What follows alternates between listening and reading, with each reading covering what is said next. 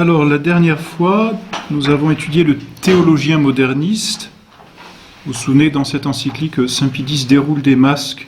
Il pose les principes, c'est toujours la même chose. Quand on a compris les deux principes, l'agnosticisme et l'immanence vitale, ensuite Saint Pie X déroule jusqu'au bout. Il change le masque, mais les principes restent les mêmes.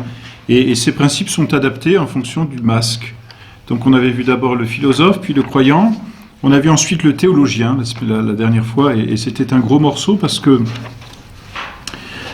qu'il s'attaque à tout ce qu'il y a dans l'Église, particulièrement le dogme, vous vous souvenez, le culte, bien sûr, l'Église, et puis ensuite l'autorité, l'évolution dans l'Église, rester dans l'Église, la faire évoluer, enfin bref, et puis amener plein de nouveautés.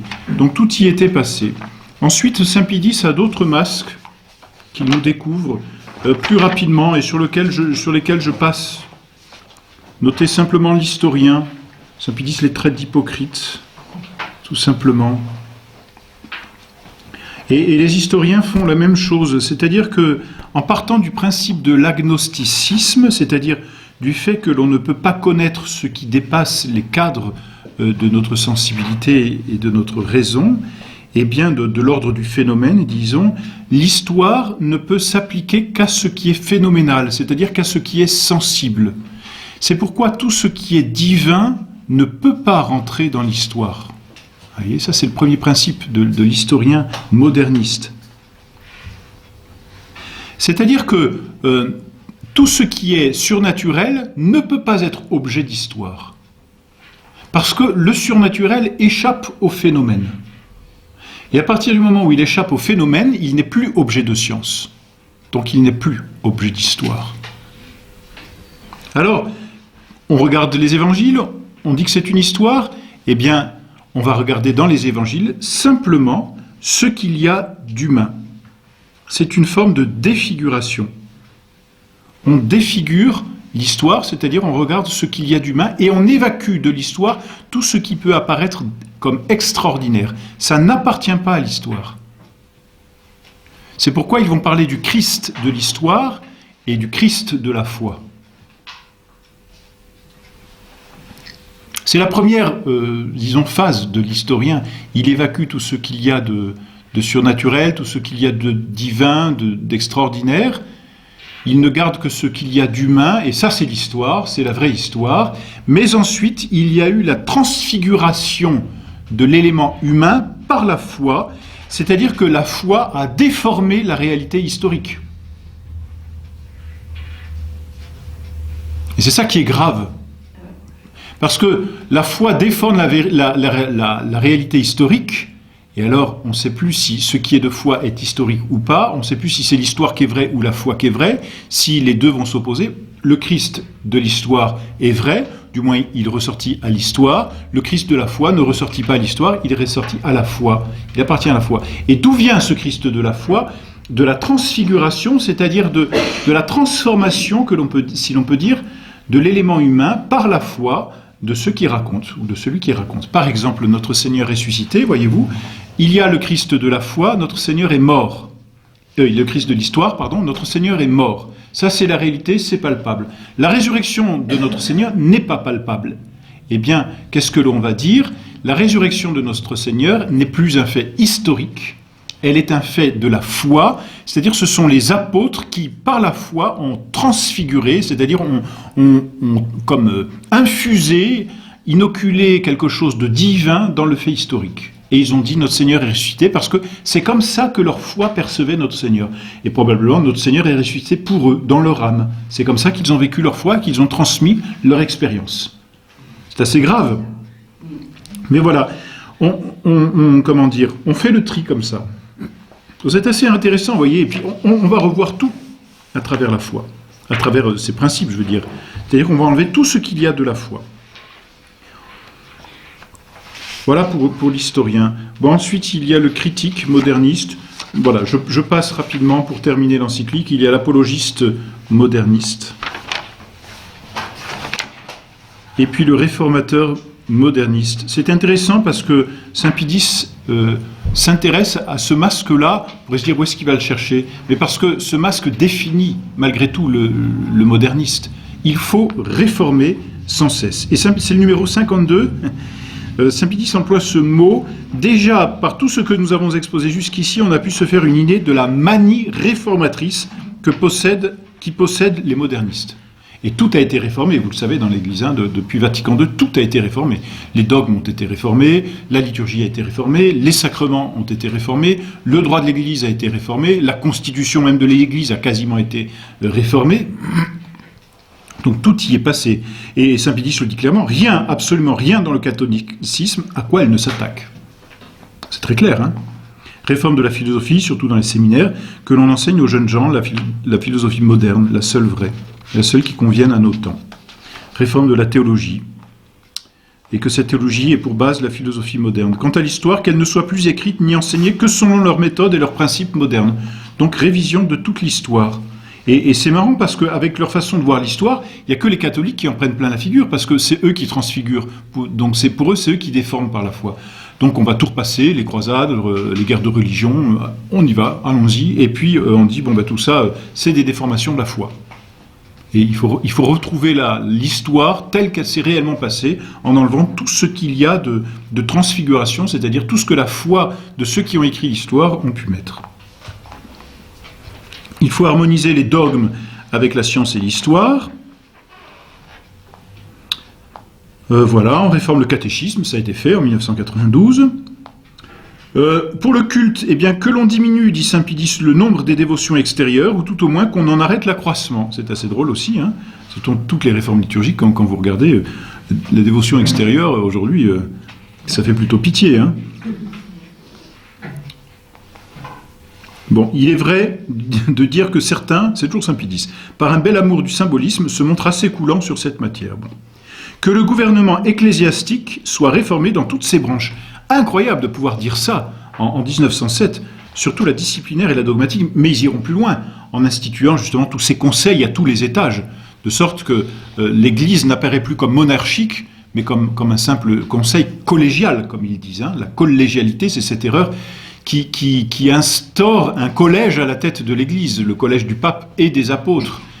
C'est pas clair dans les textes du Concile, et même la note qu'a dû rajouter au dernier moment Paul VI à cause de ceux qui ont tempesté auprès de lui, même la note ne vient pas clarifier parfaitement et évacuer l'erreur de la collégialité. Et puis on va instaurer partout un conseil paroissial, la conférence des évêques. Alors ça existait déjà, mais maintenant la conférence des évêques a tout pouvoir, de sorte qu'un évêque dans son diocèse, finalement, ne peut plus faire ce qu'il veut, sinon il se retrouve face à une meute d'évêques déchaînés. Parce que c'est ça, hein, il ne peut plus. Et puis, dit Saint-Pédis, qu'une part soit donc faite dans le gouvernement au clergé inférieur et même aux laïcs. Et maintenant à Rome, dans la curie, c'est-à-dire dans le gouvernement du pape à Rome, des laïcs font partie maintenant au moins du conseil, sinon bientôt des décisions qui seront prises. Que l'autorité soit décentralisée, réforme des congrégations romaines, surtout celle du Saint-Office et de l'index. Ça, c'est assez incroyable que Saint-Pédis puisse dire une telle chose. Parce que Saint-Pédis est quand même le premier à réformer toute la curie. Il va mettre de l'ordre surtout. Le Saint-Office... donc ça n'existe plus, c'est ce qui s'appelle aujourd'hui la congrégation pour la doctrine de la foi. Et autrefois ça s'appelait le Saint-Office. Et puis il y avait une congrégation qui s'appelait la congrégation de l'index, qui a été tout simplement supprimée, me semble-t-il, par Jean XXIII, me semble-t-il, mais peut-être avant. Ou peut-être qu'avant elle a été rattachée au Saint-Office. Le Saint-Office, c'est clair, c'est très intéressant parce que la réforme qu'a faite Paul VI, c'est lui qui va réformer toute la curie. Il va supprimer au moins le nom du Saint-Office, et le nom disait déjà beaucoup. Saint-Office, c'était donc la congrégation pour la doctrine de la foi, c'était la congrégation la plus haute à Rome, et d'ailleurs, le préfet de cette congrégation, c'était le pape, c'était toujours le pape.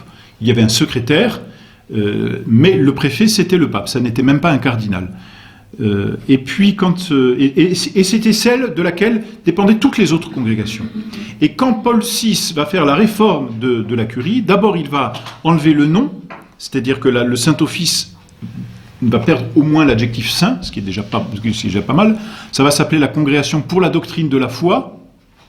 Bon. Et puis ensuite, le pape n'en sera plus le préfet, on va nommer un cardinal, et aujourd'hui c'est encore un cardinal. Et puis enfin, cette congrégation ne sera plus la première, puisque la première congrégation depuis la réforme de Paul VI, c'est la secrétairerie d'État, c'est-à-dire que la diplomatie a pris le dessus sur la foi. Et donc le secrétaire d'État est considéré désormais comme le Premier ministre et comme celui qui a le rôle le plus important à Rome, et non plus le Saint-Office. Autrefois, quand on disait on va en référer au Saint-Office, ça veut dire que là, valait mieux se tenir à carreau. Hein. Aujourd'hui, la Congrégation pour la doctrine de la foi, bon, ça fait plus peur à pas grand monde. Hein. Voilà, en morale, ils font leur principe des américanistes. L'américanisme, c'est une doctrine qui a été condamnée par Léon XIII, quelques années, un peu plus d'une dizaine d'années avant cette encyclique, où l'on met de côté toutes les petites vertus et l'on met surtout en avant, en exergue, l'activisme. Donc, qu'est-ce qu'on va changer en morale? On va mettre de côté l'oraison, on va mettre de côté l'humilité, on va mettre de côté l'obéissance, toutes ces petites vertus qui ne servent pas à grand-chose, qui font perdre du temps, on va mettre tout ça de côté et place à l'activisme. Bon. C'est d'ailleurs, vous savez que le pape vient de sortir une exhortation apostolique, là, aujourd'hui, hier, je crois. Hier. Je l'ai pas lu, c'est long et puis c'est toujours illisible, ces trucs-là. Mais il y a au moins une phrase, c'est qui dit qu'il faut donner plus d'importance à l'activité qu'à l'oraison. Donc là, je suis tombé sur cette phrase, ouais, je me suis dit, tiens, pas mal, Saint Pie X avait raison. Il est moderniste, vous voyez, il n'est pas inclassable. C'est l'américanisme. Au clergé, il demande de revenir à l'humilité et à la pauvreté antique, et quant à ses idées et à son action, de les régler sur leurs principes. Bon. Il en est enfin qui, faisant écho de leur maître protestant, désirent la suppression du célibat ecclésiastique. Et ça, c'est toujours d'actualité. Que reste-t-il donc sur quoi, et par application de leurs principes, ils ne demandent réforme? Ils ont tout réformé, voyez. Donc, voyez, le petit paragraphe numéro 52 sur le réformateur, eh bien, il est incroyable. Et vous savez que ça va loin parce que aujourd'hui, on parle de faire, notamment à propos de la messe, une réforme de la réforme. C'est quand même très fort.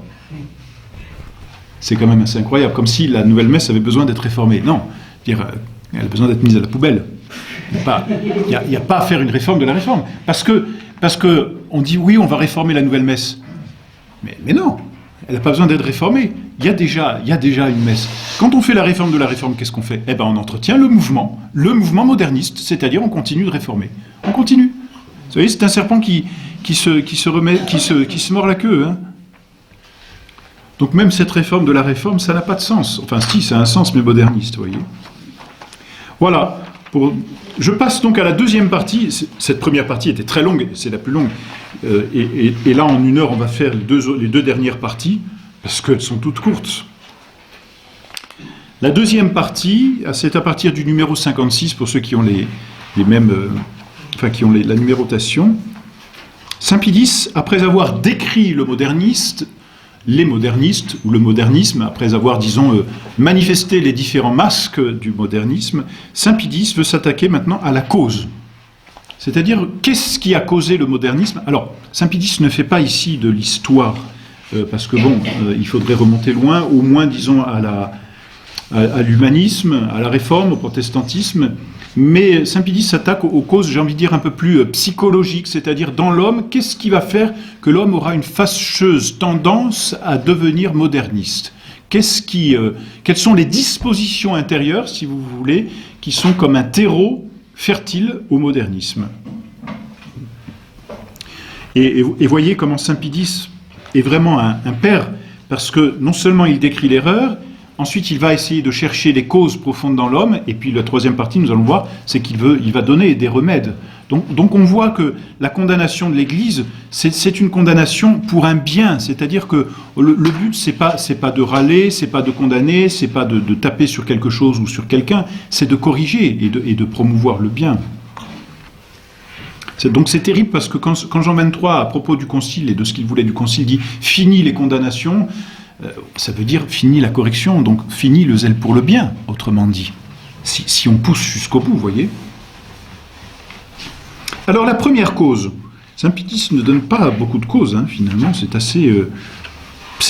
j'ai envie de dire, ça paraît décevant, hein. Il y a 3-4 pages, pas plus.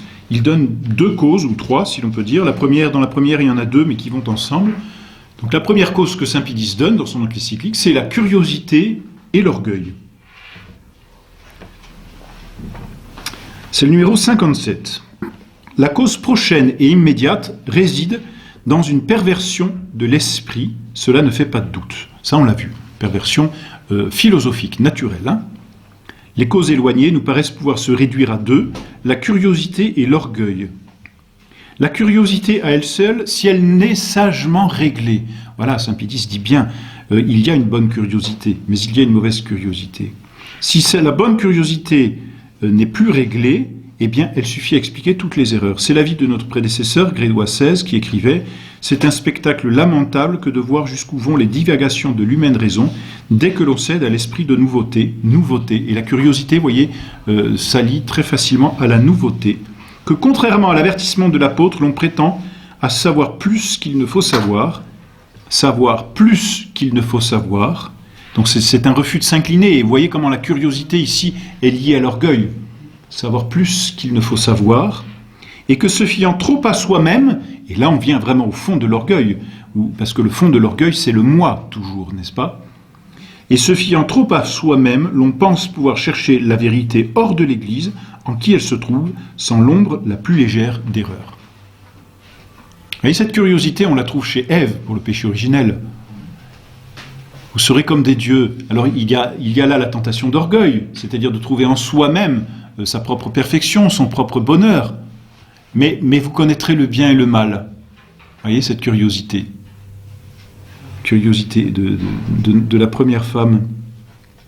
Et ici, c'est la même chose. Contrairement à l'avertissement de l'apôtre, l'on prétend à savoir plus qu'il ne faut savoir, et que se fiant trop à soi-même, l'on pense pouvoir chercher la vérité hors de l'Église, en qui elle se trouve sans l'ombre la plus légère d'erreur. Je relisais quelques textes de Monseigneur Lefebvre là, récemment, et c'est ce qu'il dit aussi à propos de, finalement, du danger qui peut nous guetter, c'est de toujours lorgner sur l'ennemi et de regarder ce qu'on peut lui prendre ou ce qu'il a de bien, quoi. Et c'est un danger contre lequel Monseigneur Lefebvre s'élève vraiment fermement là. L'Église a toute la vérité. Elle n'a pas besoin d'aller chercher en dehors d'elle-même. Elle possède tout. Voyez. Et le danger, c'est de regarder par-dessus la barrière nos ennemis et de dire ils ont des choses à nous apporter. Mais non, c'est l'Église qui apporte aux hommes. Mais ce qui a incomparablement plus d'action sur l'âme pour l'aveugler et la jeter dans le faux, c'est l'orgueil. L'orgueil, dit saint Pie X, il est dans la doctrine des modernistes comme chez lui. De quelque côté qu'il s'y tourne, tout lui fournit un aliment. Il s'y étale sous toutes ses faces. Orgueil, assurément, cette confiance en eux qui les fait s'ériger en règle universelle. Cette confiance en eux qui les fait s'ériger en règle universelle. Et c'est ça qui est très intéressant, parce que nous disons, l'Église dit que, l'Église a toujours enseigné que, et nous, comment dire, j'ai envie de dire, nous nous réfugions, si l'on peut dire dans ce bon sens du terme, c'est-à-dire nous nous mettons sous la protection de l'Église comme le corps mystique de notre Seigneur, c'est-à-dire nous nous mettons sous la protection de l'autorité de notre Seigneur. Et eux vont vous répondre, mais ça c'était autrefois. Et en disant ça c'était autrefois, ou ça c'était d'un autre temps, que font-ils? Ils s'érigent eux-mêmes en juges de l'Église finalement, vous voyez, l'orgueil. Mais ça, le principe se trouve chez Luther, au fond. Parce que le protestantisme, c'est l'individualisme inséré dans la religion. Luther, en dénigrant l'autorité de l'Église, et en se faisant, si l'on peut dire d'une certaine façon, une forme de pape luthérien, n'est-ce pas, Luther a instauré l'individualisme dans l'Église. Et cet individualisme, il le tire tout simplement de l'humanisme, vous voyez, de cette fausse renaissance qui finalement accorde un culte trop grand à l'homme et à la nature. Et va tellement valoriser l'homme que finalement l'homme sera la source de toute chose ou la règle de toute vérité. C'est pourquoi tout à l'heure, on vient de le lire dans le Réformateur, il y a un lien très, très fort et direct, peut-on dire, entre le protestantisme et le modernisme. Et vous savez, la conséquence, quand Paul VI a voulu réformer la messe, à qui a-t-il fait appel, sinon à des protestants? C'est logique. C'est logique. Tout se trouve, vous voyez, déjà dans l'encyclique. Donc, j'ai envie de dire, on n'est pas étonné. Malheureusement, si, parce que c'est affligeant. Mais c'était déjà dit. C'était déjà dit. Au moins en principe. Orgueil, cette vaine gloire qui les représente à leurs propres yeux comme les seuls détenteurs de la sagesse qui leur fait dire, hautain et enflé d'eux-mêmes, de point, nous ne sommes pas comme le reste des hommes. C'est typique de l'attitude des pharisiens aussi, que notre Seigneur va vertement reprendre. Et donc, ce principe les pousse, dit saint Pie X, au plus absurde nouveauté. Parce que il faut créer du nouveau, et ce nouveau, on le trouve où ? Dans l'homme. Donc c'est pas faux de dire que c'est vraiment une religion de l'homme. C'est très clair. C'est une religion de l'homme. Orgueil, cet esprit d'insoumission qui appelle une conciliation de l'autorité avec la liberté. C'est très bien dit. Alors, bon, saint Pie X a vécu aussi longuement au XIXe siècle, donc toutes ces revendications de liberté, il les a déjà connues. Hein. On sait toutes les révolutions qu'il y a eu. Orgueil, donc cet esprit d'insoumission qui appelle une conciliation de l'autorité avec la liberté. Orgueil, cette prétention de réformer les autres dans l'oubli d'eux-mêmes. Ce manque absolu de respect à l'égard de l'autorité sans en accepter l'autorité suprême. Non, en vérité, nulle route qui conduise plus droit ni plus vite au modernisme que l'orgueil. Donc on voit bien que c'est une religion du démon, parce que c'est le péché du démon. Qu'on nous donne un catholique laïque, qu'on nous donne un prêtre qui ait perdu de vue le précepte fondamental de la vie chrétienne, savoir que nous devons nous renoncer nous-mêmes si nous voulons suivre Jésus-Christ, et qui n'ait pas arraché l'orgueil de son cœur, ce laïc, ce prêtre est mûr pour toutes les erreurs du modernisme. Vous voyez, saint Pie X, qui ait perdu de vue le précepte fondamental de la vie chrétienne, savoir que nous devons nous renoncer à nous-mêmes.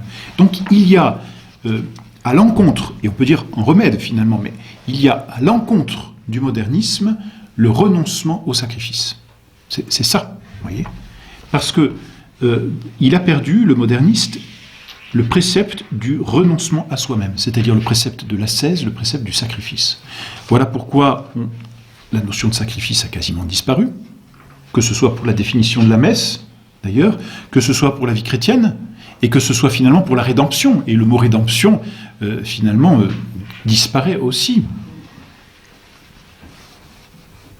Et puis, voilà pourquoi la vie religieuse disparaît, avec ces 3 vœux. Pourquoi ? Mais parce que les 3 vœux sont l'expression la plus parfaite du renoncement de l'homme. Par le vœu de pauvreté, le religieux renonce aux biens extérieurs. Par le vœu de chasteté, il renonce aux biens corporels. Et puis par le vœu d'obéissance, il renonce à ce bien le plus précieux qu'est la volonté.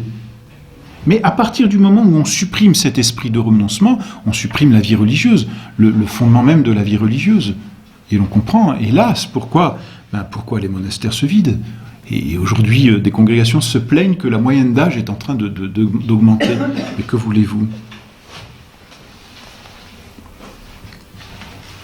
C'est pourquoi, vénérable frère, votre premier devoir est de traverser ces hommes superbes et les appliquer à d'infimes et obscures fonctions. Saint Pie X, là, il ne va pas de main morte.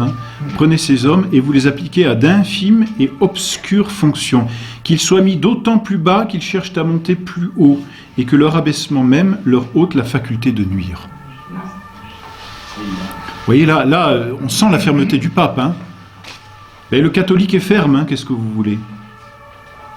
De plus, sondez soigneusement par vous-même ou par les directeurs de vos séminaires les jeunes clercs.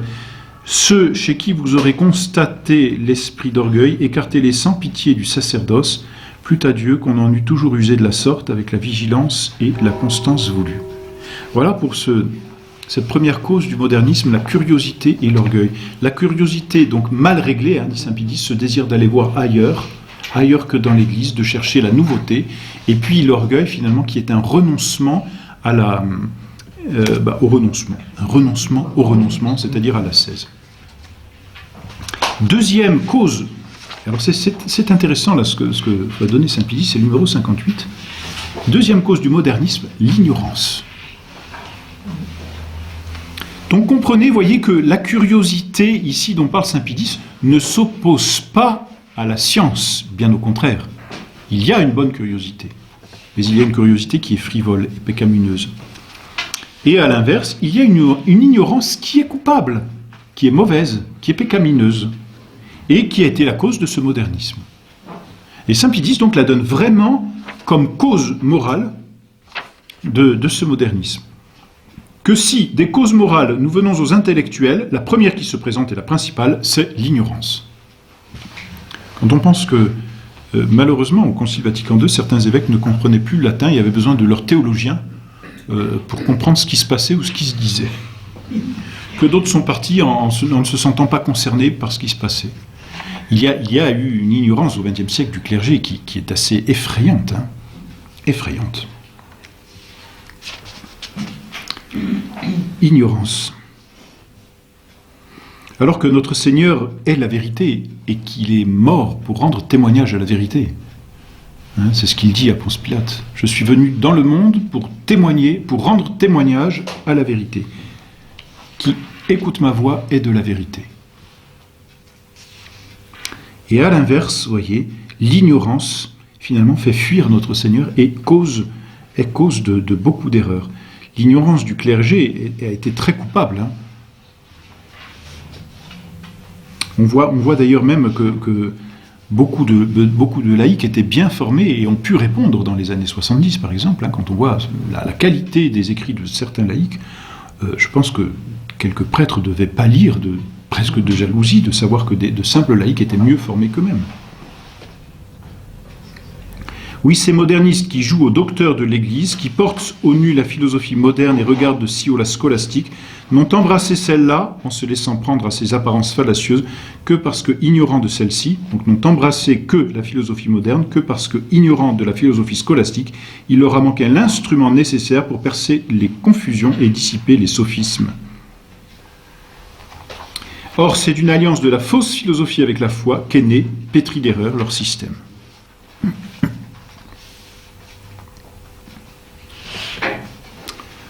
Voilà.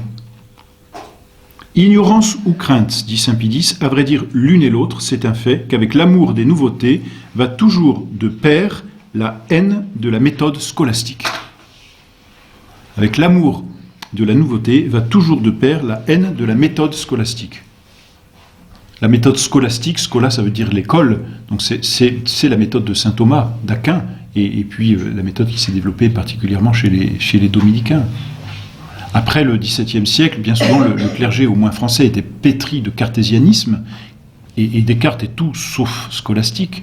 C'est pas, dans une de ses lettres à Mersenne, il dit clairement qu'il veut combattre contre saint Thomas. Et puis plusieurs, je pense même Malebranche, qui était un prêtre, n'est-ce pas, un prêtre français, Malebranche, disait ne rien comprendre à saint Thomas et était absolument émerveillé par Descartes. Voyez. Ignorance de la scolastique, alors c'est le pape Léon XIII qui en 1879, par l'encyclique Aeterni Patris, va demander à ce que les études au séminaire soient scolastiques. Donc c'est lui qui va remettre vraiment en honneur la scolastique, ça va mettre du temps à revenir. Et saint Pie X, par un effet merveilleux de la Providence, a lui reçu un enseignement scolastique, un des rares séminaires où l'on enseignait saint Thomas. Eh bien, saint Pie X a étudié dans ce séminaire. Et c'est vrai que c'est la richesse que Monseigneur Lefebvre nous a donnée de faire tout notre cycle de théologie. Les 3 ans de théologie que l'on fait à Écône sont faits à l'école de saint Thomas d'Aquin et même directement dans la somme théologique de saint Thomas, qui est son maître ouvrage. Alors que Monseigneur Lefebvre lui-même a appris la théologie par thèse. Et non pas avec la méthode scolastique. Et c'est vrai, pour eux, la méthode scolastique, ils la détestent. Elle est trop rigoureuse. Et pourtant, même si saint Thomas est difficile, je vous assure que quand on a lu quelques pages de Jean-Paul II, on est quand même content de retrouver saint Thomas. Il n'y a rien à faire. On a l'impression de quitter une ville polluée et puis de respirer l'air frais de la montagne et de s'élever vers des cimes. Vraiment. C'est tragique, hein, mais c'est vrai. Lisez pas, hein, mais Laudato Si, là, dans l'encyclique du pape François, il faut quand même, là, il faut une ascèse pour aller jusqu'au bout. C'est pas délicieux. Hein. Alors que les modernistes et leurs fauteurs se souviennent de la proposition condamnée par Pie IX, La méthode et les principes qui ont servi aux antiques docteurs scolastiques dans la culture et de la théologie ne répondent plus aux exigences de notre temps ni au progrès des sciences. Donc ça, c'est une proposition condamnée. Celui qui dit que donc, la méthode de saint Thomas ne répond plus aux exigences de notre temps ni au progrès des sciences, celui-là est condamné par le pape Pie IX.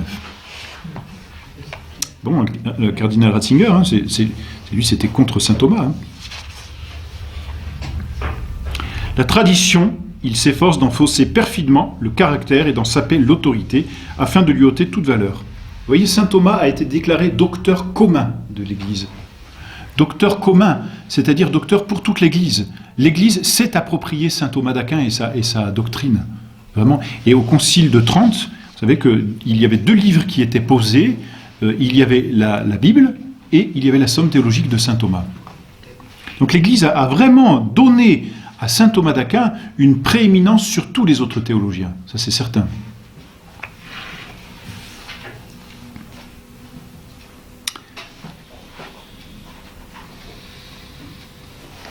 Bon, donc la tradition, il s'efforce d'en fausser perfidement le caractère et d'en saper l'autorité. Et saint Thomas, étudier saint Thomas, c'est être traditionnel.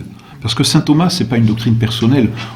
Quand on lit saint Thomas, on voit combien il est pétri de ce sens de l'Église, de toute théologie, de tous les pères de l'Église et de tous les conciles qui l'ont précédé. Saint Pie X cite le concile de Nicée, puis le concile de Constantinople. Bon.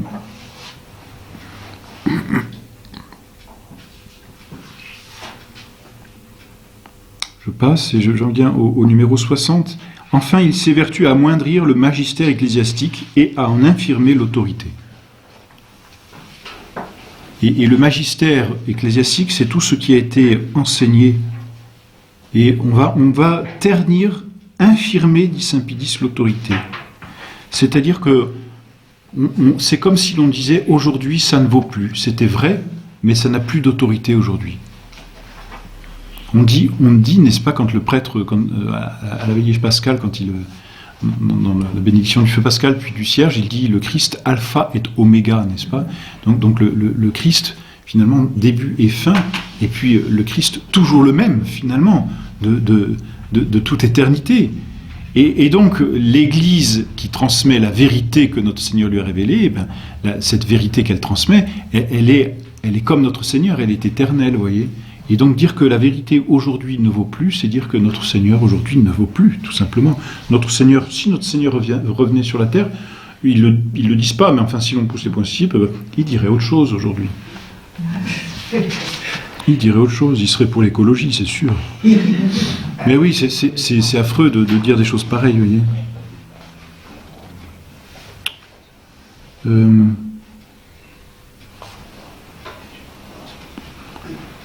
Notre prédécesseur écrivait, et il cite le pape Léon XIII, voici ce que dit Léon XIII, « Afin d'attirer le mépris et l'odieux sur l'épouse mystique de Christ, c'est-à-dire l'Église, en qui est la vraie lumière, les fils des ténèbres ont accoutumé de lui jeter à la face des peuples une calomnie perfide, et renversant la notion et la valeur des choses et des mots, la représentent comme amie des ténèbres, fautrice d'ignorance, ennemie de la lumière, de la science et du progrès. » C'est ça, hein? L'Église, amie des ténèbres, contre le siècle des Lumières, donc le Moyen-Âge, fautrice d'ignorance, affaire Galilée, ennemie de la lumière, de la science, du progrès. Alors vous appliquez ça à tous les domaines. Après cela, il n'y a pas lieu de s'étonner si les modernistes poursuivent de toute leur malveillance, de toute leur acrimonie, les catholiques qui luttent vigoureusement pour l'Église. Ça, c'est pour nous. Et ils continuent de nous poursuivre, ils continueront jusqu'au bout. Ils n'est sorte d'injures qu'ils ne vomissent contre eux. Ils sont attachés au passé. C'est une forme de sensibilité que leur culte. Voilà. Celle d'ignorance et d'entêtement est la préférée.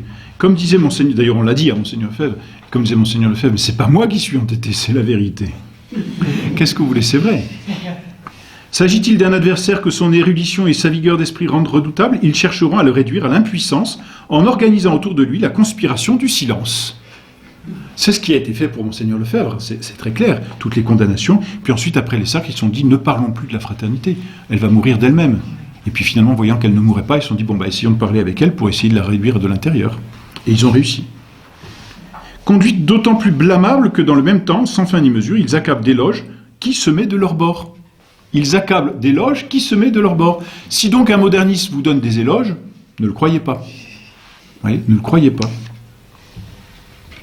À propos d'une apparition, je ne sais plus laquelle, qui disait, on était allé voir Monseigneur Lefebvre, ah oui, telle apparition, ou telle personne qui a reçu des apparitions dit que votre œuvre est la bonne, et Monseigneur a répondu, vous savez, le démon est un menteur. Alors, le pape François dit qu'on est catholique, et alors? Vous voyez? Ils accablent d'éloges qui se met de leur bord. Ah oui, ils sont malins. Ah, vous êtes catholique, vous êtes bien gentil. Ah oui, mais qu'est-ce que ça veut dire catholique dans la bouche du pape François? C'est presque une injure, hein. Non, mais...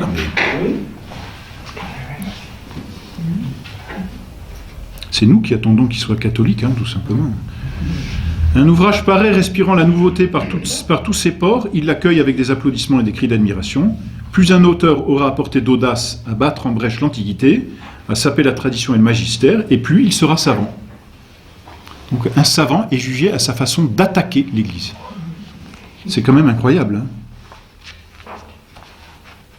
Enfin, et ceci est un sujet de véritable horreur pour les bons, s'il arrive que l'un d'entre eux soit frappé des condamnations de l'Église, les autres aussitôt de se presser autour de lui, de le combler d'éloges publics, de le vénérer presque comme un martyr de la vérité. C'est ce qui a été fait au temps de Pie XII, par exemple, comme quand certains ont été mis sur le côté, interdits de publier, interdits d'écrire, et puis enfermés dans un monastère. Eh bien, on les a entretenus en disant, mais vous savez, vous êtes un savant incompris, et puis Congar, et tous ces gens-là. Et puis est arrivé Jean XXIII qui a dit, allez, venez au concile, on a besoin de vrais théologiens. Voilà, tout simplement. Vous voyez ? S'il arrive que l'un d'entre eux soit frappé des condamnations de l'Église, les autres aussitôt de se presser autour de lui, de le combler d'éloges publics, de le vénérer presque comme un martyr de la vérité. En tout cas, Monseigneur Lefebvre, lui, n'a pas été vénéré comme un martyr de la vérité, hein, mais comme un entêté. Et les jeunes, étourdis et troublés de tout ce fracas de louanges et d'injures, finissent par peur du qualificatif d'ignorant et par ambition du titre de savant, en même temps que sous l'aiguillon intérieur de la curiosité et de l'orgueil, par céder au courant et se jeter dans le modernisme. C'est tragique, hein. Voilà, il s'empare de chair dans les séminaires, dans les universités, les transforme en chair de pestilence. Déguisés, peut-être, ils sèment leur doctrine de la chair sacrée, ils les professent ouvertement dans les congrès, ils les font pénétrer et les mettent en vogue dans les institutions sociales. Sous leur propre nom, sous des pseudonymes, ils publient livres, journaux, revues. Le même multipliera ses pseudonymes pour mieux tromper, par la multitude simulée des auteurs, le lecteur imprudent. En un mot, action, discours, écrit, il n'est rien qu'ils ne mettent en jeu, et véritablement, vous les diriez saisis d'une sorte de frénésie. Le fruit de tout cela, notre cœur se serre à voir tant de jeunes gens qui étaient l'espoir de l'Église et à qui il promettait de si bons services absolument dévoyés.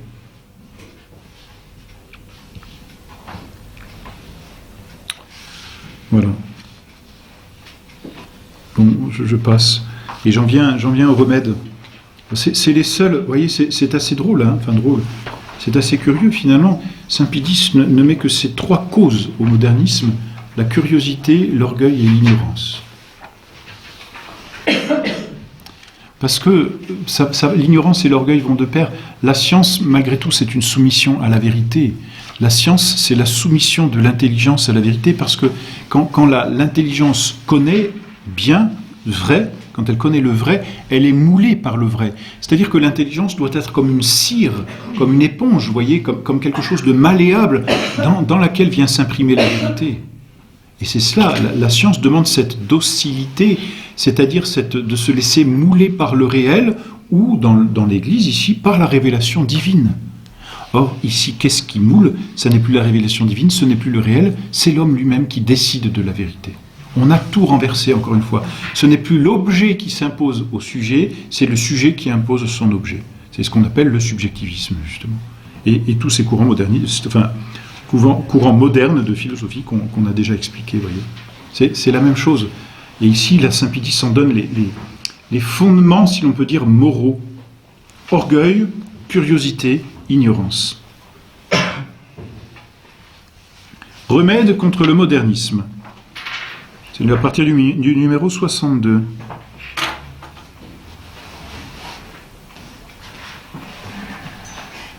Nous l'avons dit, pardon.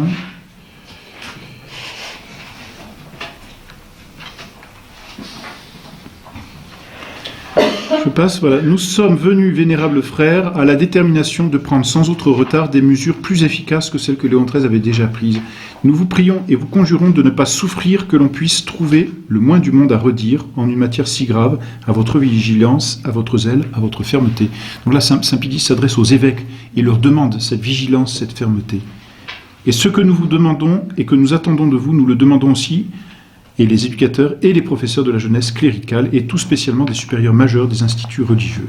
Grande fermeté. Et contre les modernistes. Hein. Premièrement, en ce qui regarde les études. Et voilà, là où on avait comme cause du modernisme l'ignorance, l'orgueil, et puis la curiosité, eh bien, on va remettre comme remède le problème des études. Nous voulons et ordonnons que la philosophie scolastique soit mise à la base des sciences sacrées.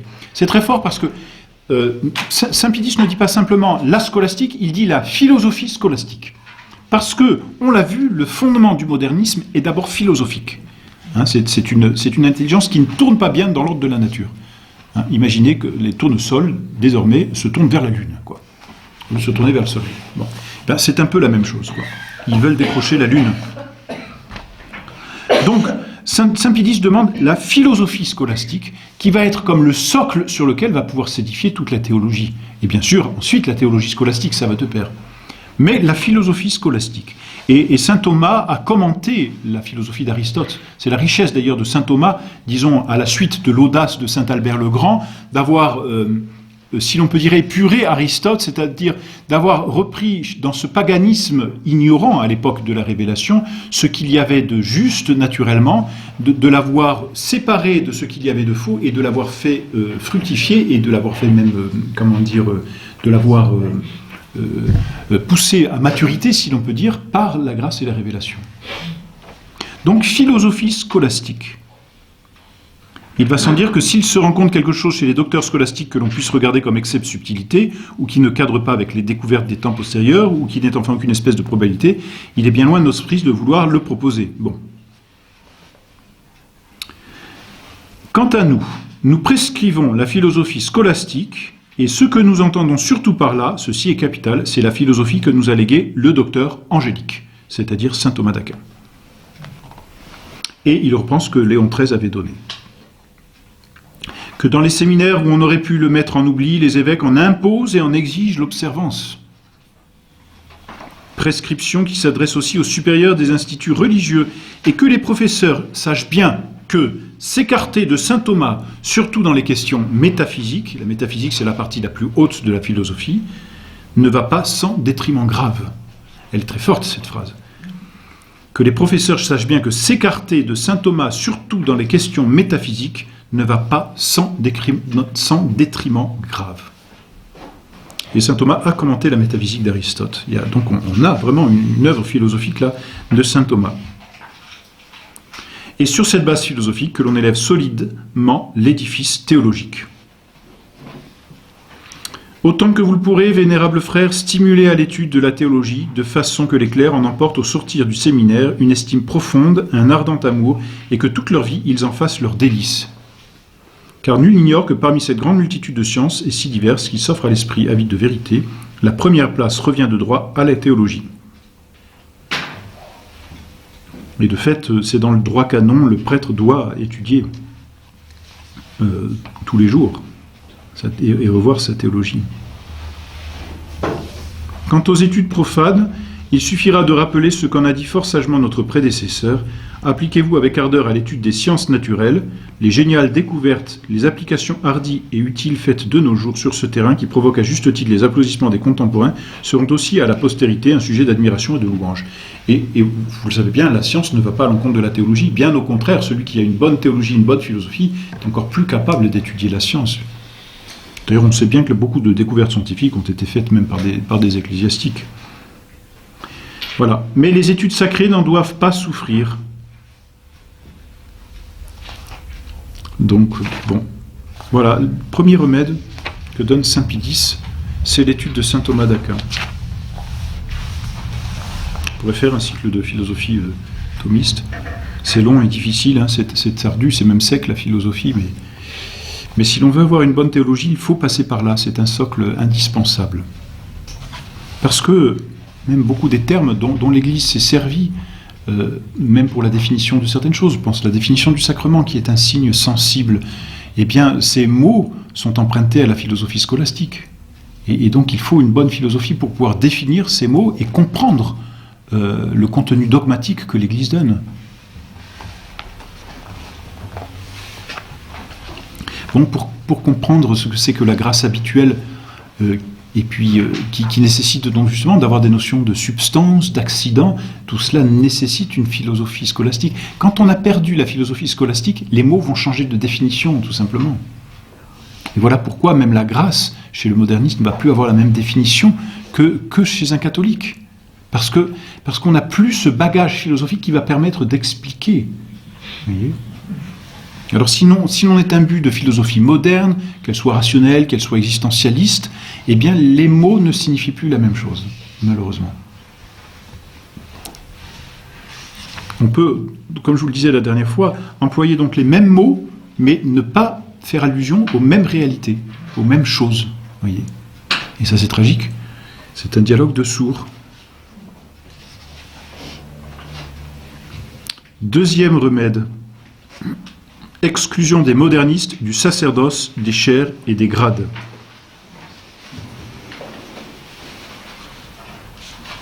Bon, je passe, mais saint Pie X dit ceci: il faut procéder avec même vigilance et sévérité à l'examen et au choix des candidats aux saints ordres.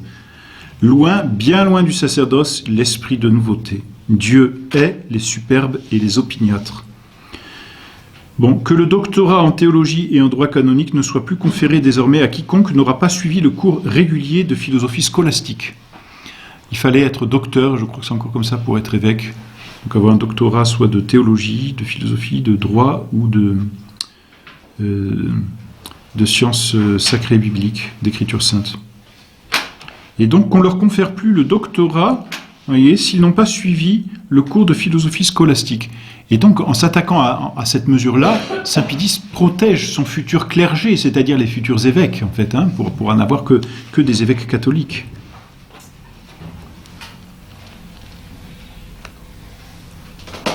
Bon, et puis il reprend d'autres décrets. Que les évêques qui président à la direction des universités et des instituts veillent à ce que les prescriptions que nous venons d'édicter y soient fidèlement observées.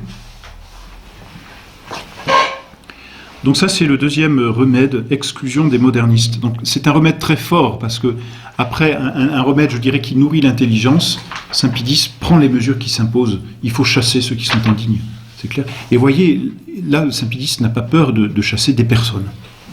Quand on fait la guerre à des personnes aussi, pas que aux idées. Donc c'est très important, on voit, je dirais, l'humanisme politique, si l'on peut dire, de saint Pie X ici. Hein. C'est bien sûr, il faut redonner les bonnes idées, mais ceux qui n'ont pas les bonnes idées, il faut les chasser, pas de pitié. Pas de pitié. Pourquoi ? Parce que ce sont les âmes qui sont en danger. Et là, il faut relire ce que disait saint Pie X au tout début de son encyclique. Son souci, c'est quoi ? C'est garder le dépôt traditionnel de la foi, pour pouvoir permettre aux âmes de se sauver. C'est le salut éternel qui est en jeu. Donc là, pas de pitié pour ces hommes, malheureusement. Malheureusement. En tout cas, en tant qu'ils occupent une chaire ou un poste. Troisième remède, interdiction de publier des ouvrages modernistes. Bon, ben là, c'est raté maintenant. Hein. Il est encore du devoir des évêques, en ce qui regarde les écrits entachés de modernisme et propagateurs de modernisme, d'en empêcher la publication et publier, d'en entraver la lecture. Voilà, que tous les livres, journaux, revues de cette nature ne soient pas laissés aux mains des élèves dans les séminaires ou dans les universités. C'est ce à quoi servait l'index, entre autres. Et l'index a disparu, hein, c'est Paul VI qui l'a supprimé. Généralement, vénérables frères, et c'est ici le point capital, faites tout au monde pour bannir de votre diocèse tout livre pernicieux, recourant pour cela, s'il en est besoin, à l'interdiction solennelle. Le Saint-Siège ne néglige rien pour faire disparaître les écrits de cette nature. Bon, alors avec Internet, hein, waouh, c'est... Qu'est-ce que vous voulez, il n'y a plus rien n'est contrôlable. Hein.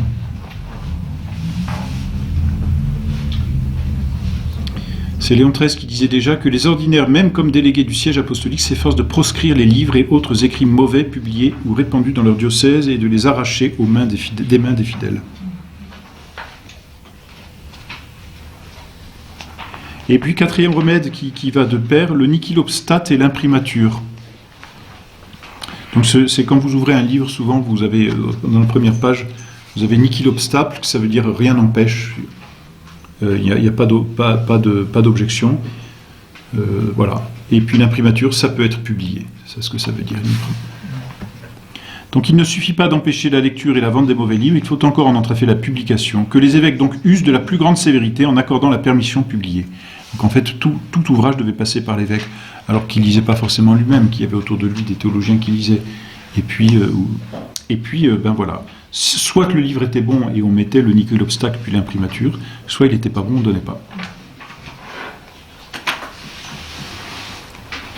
Il y avait un censeur dans le diocèse.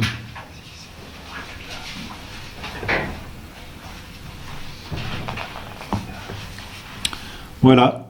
5e remède que donne saint Pie X, les congrès sacerdotaux. Nous avons déjà parlé de congrès et assemblées publiques comme d'un champ propice aux modernistes pour y semer et y faire prévaloir leurs idées, et c'est vrai. Que désormais les évêques ne permettent plus, ou que très rarement, de congrès sacerdotaux, que s'il leur arrivait d'en permettre, que ce soit toujours sous cette loi qu'on n'y traitera point de questions relevant du Saint-Siège ou des évêques. Vous voyez ? Pourquoi ? Pour empêcher les modernistes de répandre leurs erreurs, tout simplement. Bon. Ensuite, 6e remède, qu'il y ait des conseils de vigilance diocésains, c'est-à-dire dans chaque diocèse qu'il y ait un conseil qui lise, vous voyez, conseil de vigilance qui lise, qui soit comme des censeurs.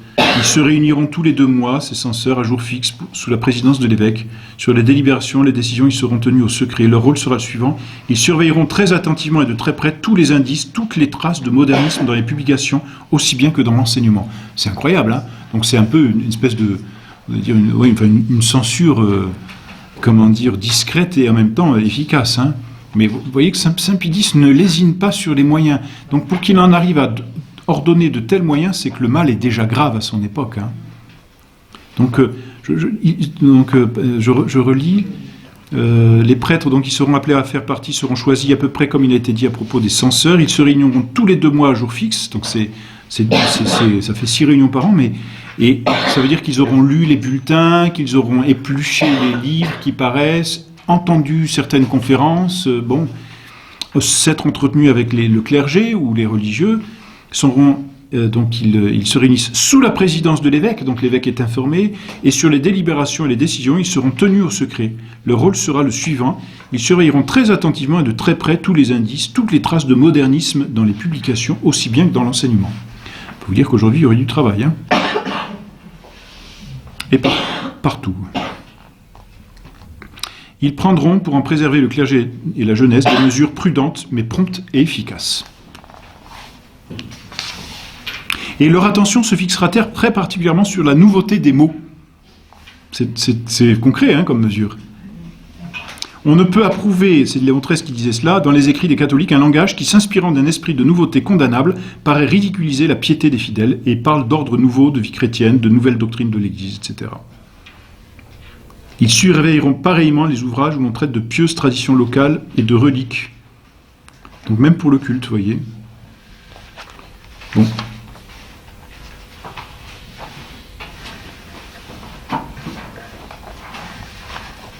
Et puis dernier remède, 7e remède, rapport périodique des évêques au Saint-Siège sur l'exécution de ces mesures. Donc saint Pie X, c'est un homme, c'est vraiment un homme de pouvoir, de gouvernement. Hein. Il est prudent, c'est-à-dire il pense, il prend conseil et il prend des décisions. Et quand il a pris les décisions, non seulement il les applique, mais il vérifie l'application. Et pour les vérifier, il demande aux évêques de passer régulièrement et de faire un compte-rendu sur les mesures concrètes qu'il a données. Donc vous voyez, comme saint Pie X est vraiment très vigilant et a le souci, n'est-ce pas, de garder intacte la foi, mais par là, on voit aussi quelle horreur il avait du modernisme, hein. Quelle franche horreur il avait du modernisme. Voilà pour les remèdes. On en arrive donc à la conclusion qui fait une page, c'est le numéro 77. Voilà, vénérables frères, ce que nous avons cru devoir vous dire pour le salut de tout croyant. C'est une longue encyclique, hein, vous voyez, une encyclique très dense. Hein. Les adversaires de l'Église en abuseront sans doute pour reprendre la vieille calomnie qui la représente comme l'ennemi de la science et du progrès de l'humanité. Il n'est pas dupe, hein, pauvre Saint-Pédis. Afin d'opposer une réponse encore inédite à cette accusation, que d'ailleurs l'histoire de la religion chrétienne avec ses éternels témoignages réduit à néant, nous avons conçu le dessein de seconder de tout notre pouvoir la fondation d'une institution particulière qui groupa les plus illustres représentants de la science parmi les catholiques et qui aura pour but de favoriser avec la vérité catholique pour lumière et pour guide le progrès de tout ce que l'on peut désigner sous le nom de science et d'érudition. De fait, il y a des commissions qui s'occupaient à Rome de la science. Bon, plaise à Dieu que nous puissions réaliser ce dessein avec le concours de tous ceux qui ont l'amour sincère de l'Église de Jésus-Christ. L'amour sincère de l'Église de Jésus-Christ.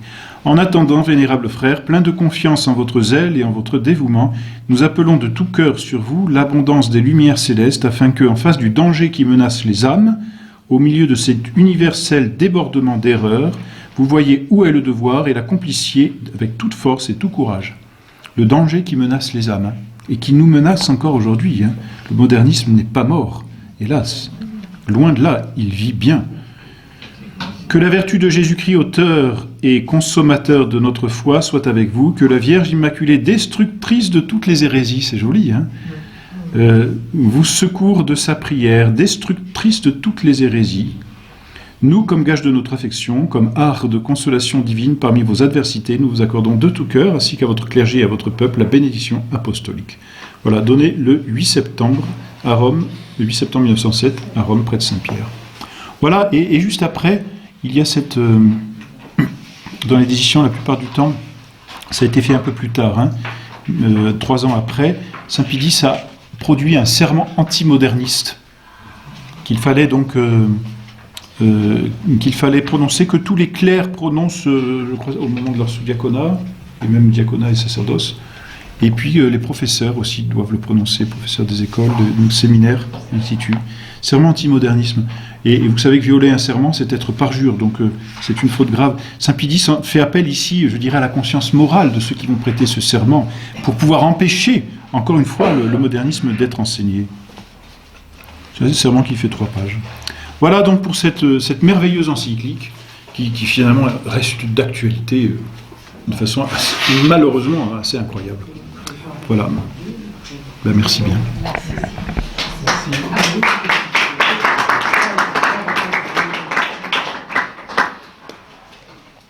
Et pas de questions, c'est merveilleux. Alors merci.